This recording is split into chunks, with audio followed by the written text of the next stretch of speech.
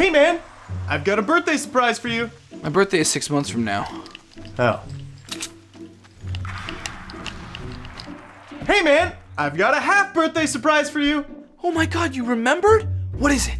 2 tickets to the new Tomb Raider movie. Oh, pass. Oh, come on, man, it looks rad. Does it? Yeah, it's got arrows and boats and Alicia Vikander. You love boats. Yeah, boats are my favorite, but there's no way this is gonna be any good. But it's based on the new Tomb Raider games, the good ones. It could be based on the best one, Lara Croft Relic Run, and it still wouldn't be any good. Face it, video game movies suck. That's blasphemy. Name one good video game movie. Super Mario Bros. Garbage. Mortal Kombat. Terrible. Resident Evil. Poor. Resident Evil Apocalypse. Piss poor. Resident Evil Afterlife. Awful. Resident Evil... They're all bad. Max Payne. Painful. Street Fighter. Unbearable. Street Fighter... Wait for it. The Legend of Chun-Li. Actually had some okay moments in it. Really? No, that was the worst one. Okay, so maybe there have been a few misfires. They're all trash. All of them. Prince of Persia is probably the best, and that's only because it just mostly sucks. This sand, is there more of it? Of course not.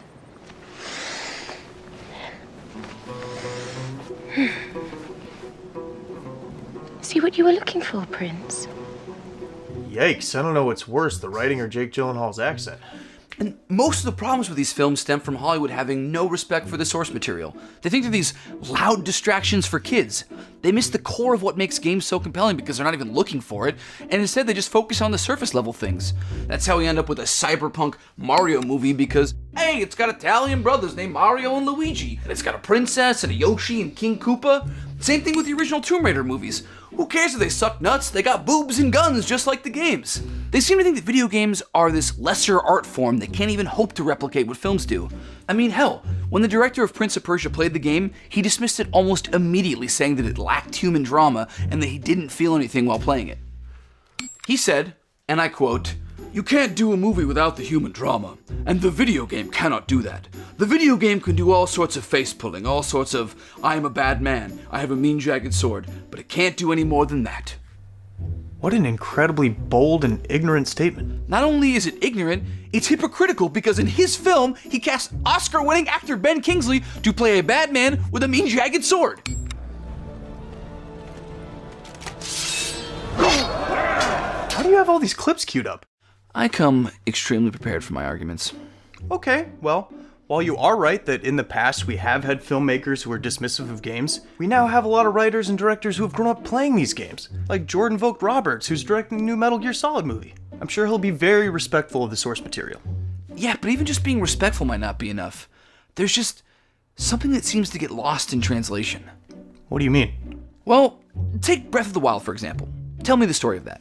Okay, well, 100 years ago, Link and the Guardians failed to defeat Ganon.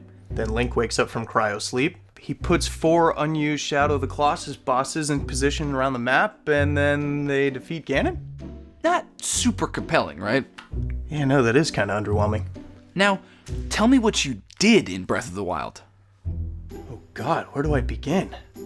Okay, well first, I took my glider and I jumped off the Great Plateau, and then 2 hours later. And then, when he unfroze, the boulder dropped on his moblin ass! It was awesome! I bet! And that gets to the root of the other problem video game adaptations face. They have to take 10, 20, or in the case of Breath of the Wild, 100 hours of experiences and emotions and somehow squeeze them into a 2-hour film. And since it's easier just to take the story elements and make the film about that, you lose out on all the amazing player experiences in the process. Wow. Never thought about it like that. And the thing is, there are plenty of films that capture the video game player experience better than any actual game adaptation. Edge of Tomorrow has entire sequences where Tom Cruise makes progress by dying, resetting the day, and then getting a little further on each attempt. That perfectly encapsulates what it's like to play a tough game where you make inches of progress by continually dying and respawning. Yeah, and even though it's a show, Westworld features what is essentially a real-life MMO, full of NPCs that provide quests and reset every couple of days. Exactly. The problem is that there is just yet to be a video game film that has both adapted the story and given viewers the experience of inhabiting the world and its characters. You know what? You're right. Of course I'm right. I made clips and everything. But even though they haven't done it yet, that doesn't mean it's impossible. Just look at what's happened with comic book movies. Here, Let me borrow that. It's so disrespectful. Not that long ago, comics were looked down upon as a lesser art form. Comic book adaptations were just seen as kid stuff. Cheesy, over-the-top kid stuff. And when they would try and go serious with them, they just dressed the characters up in black leather because, oh, God forbid my laser-shooting, storm-cloud farting superheroes would have any color. You actually go outside in these things? What would you prefer? Yellow spandex? How did you get these clips on my TV? But eventually, people like Sam Raimi, Kevin Feige, and Christopher Nolan started to get it right. They saw these characters as more than just toys to sell to kids, and realized that there's more to their stories than just putting on a costume and having superpowers. And sure, there are some misfires here and there. Batman v Superman, Dawn of Justice, Suicide Squad, Justice League. But by and large, the superhero genre has finally come into its own. And I think, no, I know that it's only a matter of time before video game movies do the same.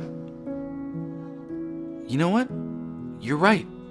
It is only a matter of time. And maybe, just maybe, Tomb Raider is the one to finally get it right. So, you ready to go? Let's do it! Don't you forget to remember me. Don't. Hey guys, thanks for watching. If you like this, be sure to hit that bell icon to stay up to date on all the latest Warpstone content. And if you want to see another funny sketch, click the box on the left. Or to see another dope video, click the box on the right. Anywho, we gotta get out of here. You might say that we have to Lara Croft Relic Run. Oh! Best one.